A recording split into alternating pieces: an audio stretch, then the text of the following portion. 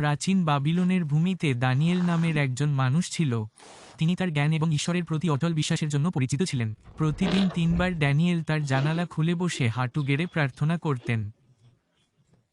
দ্বীপ্রাকার শহর বাবিলে তিনি থাকতেন, যেখানে মহাক্ষম রাজা দারিয়াবসের সেবা করতেন। দানিয়েল তার কাজে এতটাই ভালো ছিলেন যে রাজা তাকে পুরো রাজ্যের পরিচালনা করতে দেওয়ার ইচ্ছা করলেন। কিন্তু এটা সবার মনে ভালো লেগে না। দানিয়েলের কিছু অন্য নেতার জন্মে ঈর্ষা ছিল। তারা জানত ছিল যে তিনি তার ঈশ্বরের প্রতি নিষ্ঠাবান এবং দিনে 3 বার প্রার্থনা করতেন। সুতরাং তারা একটি কূটনীতি করেছিল। তারা রাজা দারিয়াবসের কাছে গিয়ে তাকে একটা নিয়ম তৈরি করতে রাজি করালেন যে 30 দিন পর্যন্ত কেউ রাজাকেই প্রার্থনা করতে হবে। তারা জানত ছিল যে এই আইনটি ড্যানিয়েল অনুসরণ করবে না। দানিয়েল এই আদেশ শোনার পরেও তার আচরণ পরিবর্তন করেননি। তার কক্ষের জানালা খোলা ছিল এবং সে যেমন সর্বদা করেছিলেন ঠিক তেমনই হাঁটু গেড়ে প্রার্থনা করে গেল। ছায়ার মতো লুকিয়ে থাকা কর্মকর্তারা তাকে কাজে ধরে নিয়ে রাজার সামনে আনলেন। রাজা দারিয়াবস দুঃখিত হওয়ার পর বুঝলেন যে তার সবচেয়ে বিশ্বস্ত পরামর্শদাতাকে প্রতারিত করা হয়েছে।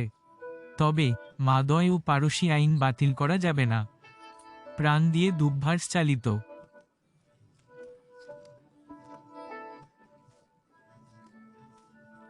রাত হয়ে যাওয়ায় দানিয়েলকে গর্তে নামানো হলো। শক্তিশালী ও উগ্র সিংহরা গর্জন করে ওরাও। দানিয়েল তাদের মধ্যে দাঁড়িয়ে একটি শান্ত প্রশান্তি আবহাওয়ার মতো আচ্ছাদিত করে দিয়েছে। অন্ধকারে তার কণ্ঠস্বর স্থির বিয়ালোক এবং সে জন্তুদের সাথে মৃদুভাবে কথা বলতে থাকলেন।